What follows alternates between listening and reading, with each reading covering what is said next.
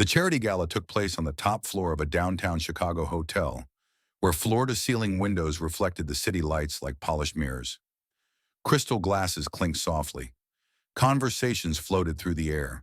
Carefully rehearsed laughter, casual talk of investments, weekend trips, and giving back. Evelyn Carter stood near the bar, elegant and composed, wearing a dress that cost more than some people's monthly rent. For her, events like this were routine. She attended because her name was expected on the guest list, because photos would circulate the next morning, because generosity, when wrapped in silk and champagne, was good for business. Across the room near the registration desk, a small disruption unfolded. A man stood awkwardly in line, shoulders slightly tense, fingers gripping the strap of a worn leather briefcase. His suit was clean but outdated, the fabric stretched thin at the elbows. He spoke quietly to the attendant, his voice barely audible beneath the hum of the room. "I'm here for the gala," he said. The attendant glanced at the screen, then at him, polite but firm. "The minimum donation is $100, sir." The man hesitated, just for a second, long enough for the silence to grow uncomfortable. "I don't have that tonight," he admitted. Around them, conversations continued uninterrupted. No one meant to notice, but everyone did. The man's ears flushed red. He nodded once, already turning away, as if used to retreating from spaces not built for him. Evelyn watched the exchange from a distance, her lips curling into a faint, curious smile. It wasn't pity she felt. It wasn't cruelty either. It was something colder, detached, amused, almost experimental. She took a slow sip of champagne and stepped forward. "Put it on mine," she said lightly, sliding her platinum card across the counter before anyone could object. "Give him 24 hours. Let's see what happens." A ripple of laughter moved through her circle of friends. Someone whispered a joke. Someone else raised an eyebrow, entertained. The man looked at the card, then at Evelyn. His eyes were tired, guarded, unreadable. He didn't smile. He didn't thank her. After a moment, he reached out and took the card. "Okay," he said quietly. And without another word, he turned and walked away. Out of the ballroom, out into the cold Chicago night, leaving behind a room full of people who thought they had just witnessed a harmless joke. None of them realized they had just set something irreversible in motion. The room relaxed the moment the man walked away. Evelyn's friends drifted back toward her in loose, amused clusters, their interest no longer on the stranger, but on the story they now owned. Someone touched her arm lightly, grinning. 24 hours, Madison laughed. "You're generous tonight." Evelyn shrugged, swirling the champagne in her glass. "It's harmless. Worst case, I cancel the card." The idea seemed to please everyone. It fit neatly into the unspoken rules of the room, money as spectacle, generosity as entertainment. Someone joked about casinos, another guessed electronics, maybe a hotel suite. The assumptions came easily, comfortably. Evelyn smiled along, but inside something sharper stirred. She replayed the man's face in her mind, the way he hadn't protested, hadn't flattered, hadn't even pretended to be grateful. That unsettled her more than she expected. "He didn't even say thank you," she said casually. "Probably in shock," someone replied, or pretending to be proud. The music grew louder. The moment passed. Hours later, the after-party spilled into Evelyn's high-rise apartment overlooking the river. Shoes were kicked off. Bottles were opened. Laughter grew looser, louder. The city glittered below them, distant and unreal. "Have you checked yet?" Madison asked, leaning against the kitchen counter. Evelyn pulled out her phone. Nothing. No notifications, no alerts. "Maybe he's waiting," she said, trying to be clever. "Or he's already on his way to blow it all," Trent added. "Give it time." They laughed again. Evelyn set the phone down, but her gaze lingered on it longer than necessary. She told herself she didn't care, that this was just a passing amusement, a story she'd forget by Monday. Still, she found herself imagining the man out there in the city, wandering through bright storefronts, staring at things he couldn't afford, feeling powerful for the first time. That's what she expected. That's what made sense. What Evelyn didn't realize, what none of them did, was that while they laughed above the river, the man was climbing a narrow staircase in a building no one in that room had ever stepped into. And he wasn't thinking about pleasure at all. The building didn't have an elevator. Michael Reed pushed open the heavy front door and stepped into a narrow hallway that smelled faintly of old paint and reheated dinners. The overhead light flickered, casting uneven shadows along the peeling walls. He adjusted the strap of his briefcase and started up the stairs. 3 flights, same as every night. By the time he reached the 3rd floor, his legs ached. Not from the climb, but from the weight he carried long before he ever entered the building. His apartment was small and worn, but clean. One narrow couch doubled as a bed. The kitchen table sat crooked on uneven legs, buried under a familiar stack of envelopes. He didn't touch them. He never did. Not right away. Michael moved quietly toward the bedroom. Emma slept curled on her side, a thin blanket tucked under her chin. The soft glow of a nightlight illuminated her face, pale and peaceful in a way that never failed to tighten his chest. A small medical monitor rested on the nightstand beside her bed, its steady rhythm the only sound in the room. He stood there longer than necessary, watching her breathe. 8 years old and already taught how to move carefully, how not to run too fast, how to stop when her chest felt tight.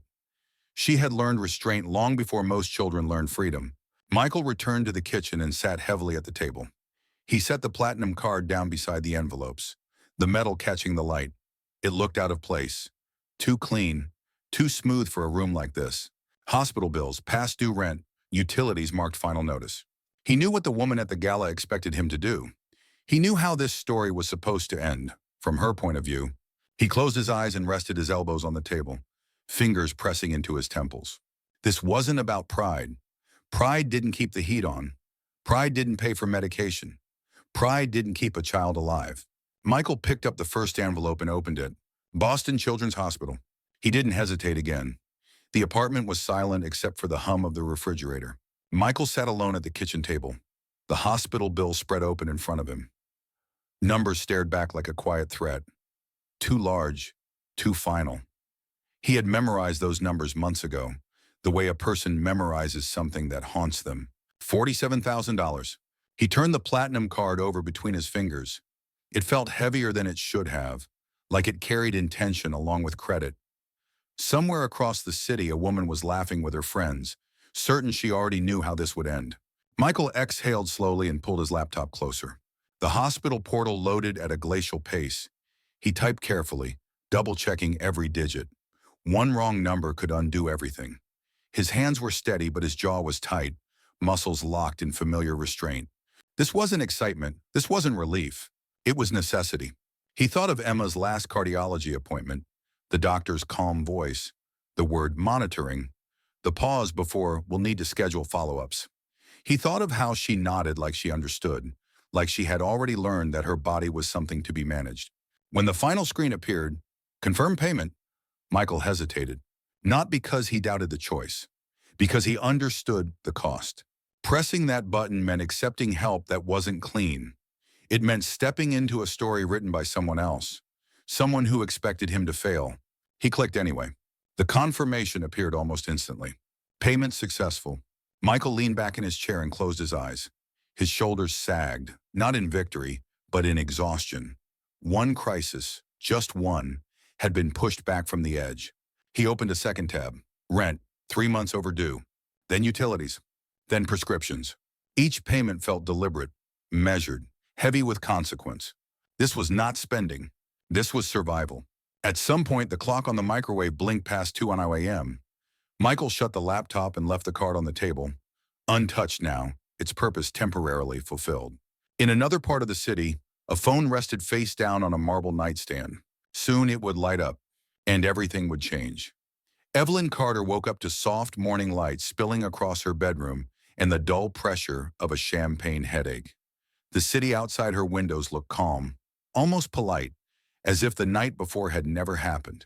She reached for her phone out of habit, scrolling through missed messages and calendar reminders she barely read. When she saw the notification from her bank, she almost dismissed it. Almost. Something about the timing made her pause. She tapped the screen. Boston Children's Hospital, 47 minutes, 22, 18 tune-ins. Evelyn sat up abruptly, the fog in her head clearing all at once. She stared at the charge, reread it, then read it again more slowly, as if the meaning might change. That couldn't be right. People didn't spend unexpected money like that. They bought things. Watches, electronics, experiences. They upgraded their lives. That was the pattern. That was what made sense. She opened her banking app and scanned for other transactions. There were none. Just the hospital, one charge, clean, precise, final. Her first instinct was irritation. followed quickly by suspicion. Fraud, maybe. Some kind of loophole or billing scam. She checked the details. The department. The patient services code. Everything looked legitimate. Too legitimate. Evelyn swung her legs out of bed and stood by the window, phone still in her hand. The river below reflected the morning sun, bright and indifferent. She suddenly felt very awake. A children's hospital, not a casino, not a store, not even a hotel. She tried to picture the man from the gala again. The quiet way he'd taken the card. The absence of triumph on his face. At the time, she'd read it as confusion. Now, doubt crept in. What kind of person used a gift like that to erase medical debt? She refreshed the app once more, as if expecting new answers to appear. Nothing changed. For the first time since the gala, Evelyn didn't smile. Something about the story she'd been so sure of no longer fit, and the realization settled in slowly, uncomfortably, like a truth pressing against the inside of her chest. She set the phone down on the nightstand. Whatever game she thought she had started, she was no longer the one controlling it. Evelyn didn't make breakfast. She stood in the kitchen of her apartment, coffee growing cold on the counter, her phone resting face up beside it. She told herself she wouldn't keep checking. That one transaction didn't mean anything. Then the screen lit up again. Property management, back rent paid in full. Her fingers tightened around the mug. She opened the details, heart beating faster than it should have. 3 months, late fees included. A Dorchester address she didn't recognize but immediately understood. He wasn't just covering a bill. He was preventing an eviction. Another notification arrived before she could set the phone down. Electric utility, account current. Evelyn let out a slow breath she hadn't realized she was holding. This wasn't random. This wasn't impulsive. Each payment felt intentional, as if someone were following a list only they could see. She sat at the kitchen table, the quiet of the apartment suddenly heavy. The story she'd told herself, the one she'd shared so easily with her friends, began to feel thin, even childish. People like him didn't plan. That was what she'd believed. Another alert. Pharmacy, prescription copay. Small amount, exact change, no excess. Evelyn closed her eyes. The image forming in her mind wasn't of a man indulging himself, but of a parent standing at a counter, choosing what mattered most. She thought about her own spending, the dinners she barely remembered, the clothes she wore once, the convenience of never having to prioritize. The contrast felt sharp, almost humiliating. Her phone buzzed again, and this time she didn't need to look to know what it would be. Groceries, basic, necessary. Every dollar was going towards survival. Evelyn pushed back from the table and walked to the window, staring out at the city. The skyline hadn't changed. Her life hadn't changed. But something inside her had. She wasn't watching a man waste an opportunity. She was watching someone prove her wrong in real time. And the realization left her unsettled in a way she couldn't ignore. Evelyn's phone rang just before 4 in the afternoon. The number was unfamiliar, but she recognized the area code. For a moment, she considered letting it go to voicemail. Instead, she answered. Hi, hello? This is Michael Reed, the voice said. Calm, even, no edge to it. Your bank contacted me. They flagged the activity. Evelyn straightened instinctively. I know, they called me too. I can explain everything, Michael continued. Every payment. I kept records. Hospital, rent, utilities, prescriptions. Nothing extra. That's not why I'm calling, Evelyn said. There was a pause on the line, not awkward, measured. Then why are you, he asked. She hesitated, searching for words that felt suddenly inadequate. I expected you to spend it differently. I know, Michael replied without defensiveness. You expected me to prove something. The directness caught her off guard. You expected me to waste it, he went on, to buy things I didn't need. So you could tell yourself you were right. Evelyn opened her mouth to deny it and stopped. The lie wouldn't hold. I used the money where it mattered, Michael said. For my daughter. For keeping a roof over our heads. That's what money is for. His tone wasn't angry. It didn't need to be. The certainty in his voice did more damage than accusation ever could. Evelyn swallowed. How much time do you have left? About 16 hours, he said. Then I'll return the card. And you're done spending? Yes. She pictured him sitting somewhere quiet. The same careful restraint she had been witnessing all day, present even in his words. I have work to do, Michael added. The line went dead before she could respond. Evelyn lowered the phone slowly, her reflection staring back at her from the darkened screen. She felt exposed in a way she hadn't anticipated, like someone had named a truth she'd never meant to examine. That's what money is for.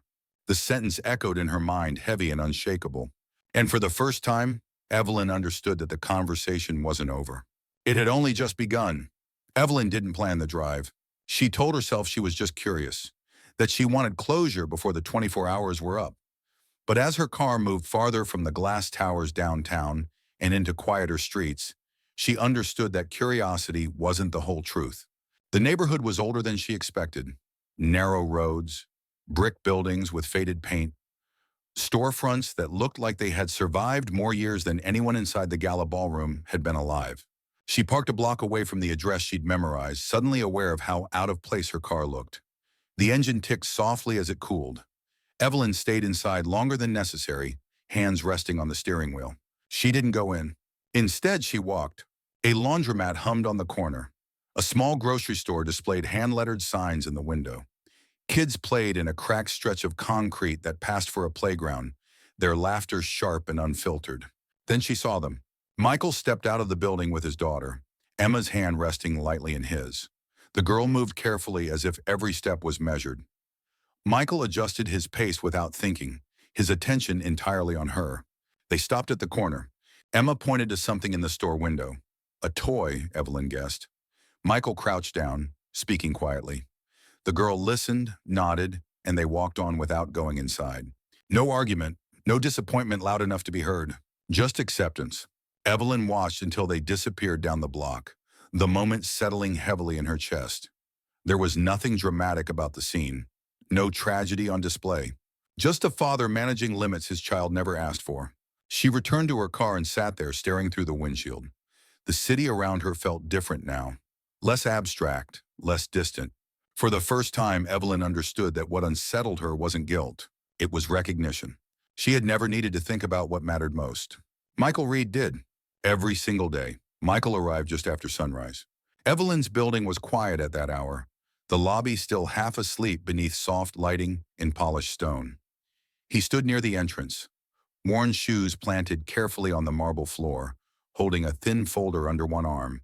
The doorman glanced at him, then at the note on his desk, and nodded. Go ahead. Michael hesitated before stepping into the elevator.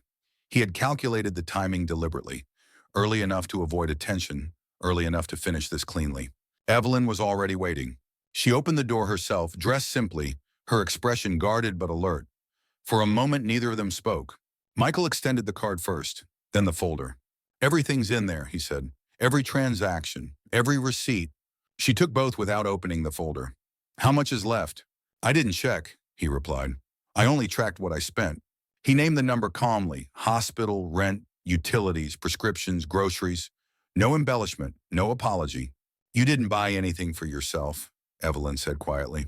Michael gave a faint, humorless smile. I spent it on my family. That's the same thing. She nodded, absorbing that. The apartment around them, glass, art, space, felt suddenly too loud, too much. I thought you were trying to humiliate me, Michael continued. At the gala. Evelyn didn't interrupt. I almost refused, he said, but my daughter needed follow-up care, and we were about to lose our apartment. He met her eyes, steady and unflinching. Pride is a luxury, he said. I don't have room for it. The words landed with weight. Evelyn swallowed. You proved something, she said. Michael shook his head once. So did you. He turned toward the door, pausing only briefly. Thank you, he added, for the chance, not for the joke. Then he left, the quiet click of the door closing behind him. Evelyn stood alone, the folder still unopened in her hands, aware that whatever came next would not be simple and could not be undone. Evelyn didn't open the folder right away. It sat on her coffee table for 2 days, untouched, as if it carried more weight than paper should. She passed it every time she crossed the room, telling herself she was busy, that there would be time later. The truth was simpler. She wasn't ready. On the third morning, with the apartment quiet and the city still stretching awake outside her windows, Evelyn finally sat down and opened it. The documents were meticulous. Hospital statements stamped paid in full, rent receipts with dates and signatures, utility accounts brought current, pharmacy records listing pediatric heart medications, exact dosages, exact copays. There was nothing careless in the folder, nothing impulsive. Every page told the same story: intention, restraint, necessity. At the bottom of the stack was a single photograph, printed on plain white paper. A little girl with dark hair and cautious eyes smiled at the camera, her expression gentle but serious beyond her years. Evelyn turned the photo over. Her name is Emma. She's 8. Her mother died during her second heart surgery. Thank you for helping keep her father out of medical debt long enough to watch her grow up. The words blurred before Evelyn realized she was crying. The room felt suddenly too small, the silence too loud. Emma's mother had died trying to save her. The debt that followed wasn't just financial. It was grief, responsibility, survival pressed into numbers. Evelyn thought back to the gala, to the laughter, to her own voice, light and careless, offering the card like a party trick. She hadn't just misjudged Michael. She had turned someone's worst chapter into entertainment. What if he had been the man she expected him to be? What if he had spent recklessly, exactly as she'd assumed? She would have canceled the card, confirmed her beliefs, walked away feeling justified, and Emma would still be one emergency away from disaster. Evelyn closed the folder slowly, her hands unsteady. Money could fix bills, it could erase debt, but it couldn't undo the way she had looked at another human being. And for the first time, she understood that saying sorry would never be enough. Evelyn waited 2 weeks before reaching out, not because she was unsure what she wanted to do, but because she knew exactly how easily help could turn into another kind of insult. She didn't want Michael to feel cornered, pressured, or displayed. When he finally called back, his voice was cautious. "I'm not interested in being anyone's redemption project," he said flatly. "That's not what this is," Evelyn replied. And for the first time, she meant it without rehearsing. She explained slowly, carefully, not an offer of money, not a donation, a job, a real one. Her family's development company had been sitting on several stalled properties, old buildings no one wanted to touch. Michael's background in construction, project oversight, and rehabilitation wasn't a favor. It was a qualification. "This isn't charity," she said. "It's work. Paid, stable, with benefits." Michael didn't answer right away. "And health insurance?" he asked. "For you and Emma, full coverage." Another pause. "And flexibility?" he added. "Doctor appointments? School calls? If my daughter needs me, then you go," Evelyn said. "No explanations." Michael exhaled slowly. She could hear the math running in his head. The risk, the trust, the cost of believing someone who had once laughed at him. "Why?" he asked. Evelyn didn't dodge it. "Because you were right," she said. "How someone uses money matters more than how much they have. And I don't want to pretend I understand things I don't." He was quiet for a long time. "I don't trust you," Michael said finally. "Maybe I never will. I know. But my daughter needs stability more than I need pride." He paused. "And 6 months. We try it. Then we reassess." "That's fair," Evelyn said. When the call ended, there was no relief, no triumph, just a sober understanding. This wasn't forgiveness. It was accountability. And Evelyn knew the real work, the kind that couldn't be bought, was only beginning. 6 months passed quietly. Not the kind of quiet that erased the past, but the kind that allowed new routines to take shape. Michael showed up to work every morning, steady and deliberate, the same way he had handled every dollar during those 24 hours. He didn't try to impress. He didn't ask for favors. He did the job the way he did everything else, carefully, thoroughly, without shortcuts. Emma's world grew a little larger. Doctor visits no longer came with whispered arguments over bills. Medication refills didn't carry panic. Some nights, Michael noticed she slept deeper, her breathing more relaxed, as if her body sensed the difference before her mind did. Evelyn kept her distance. She didn't check in constantly. She didn't hover. She learned slowly that respect sometimes meant restraint. When they did cross paths, their conversations were brief and professional. Trust, when damaged, rebuilt on its own schedule. One evening, Evelyn found herself alone in her apartment again, the city humming outside the windows. She thought about the gala, the laughter, the champagne, the ease with which she had turned another person's desperation into a moment of amusement. The money had solved problems, but it hadn't fixed the most important one. What had changed her wasn't the size of the hospital bill or the stack of receipts. It was watching someone with so little treat every resource as sacred. Watching a father measure worth not in comfort, but in care. Michael never asked for gratitude. He never asked for recognition. In fact, he never asked for anything at all. That, more than anything, stayed with her, because the truth was uncomfortable. If he had failed her test, if he had spent recklessly exactly as she expected, she would have felt justified. She would have walked away convinced she understood how the world worked. And she would have been wrong. So here's the question that this story leaves behind. If you were handed power over someone else's life for just one day, would you use it to prove your assumptions? Or would you be willing to let them prove you wrong? How many people do we judge not by who they are, but by what we expect them to do? And if the roles were reversed, if you were the one being tested, what would your choices say about you? If this story made you pause, reflect, or see something differently, consider subscribing to the channel. Stories like this aren't about heroes or villains. They're about the quiet moments where character is revealed. Subscribe, stay with us, and keep listening, because the stories that matter most are often the ones that don't shout. They simply ask us to look again.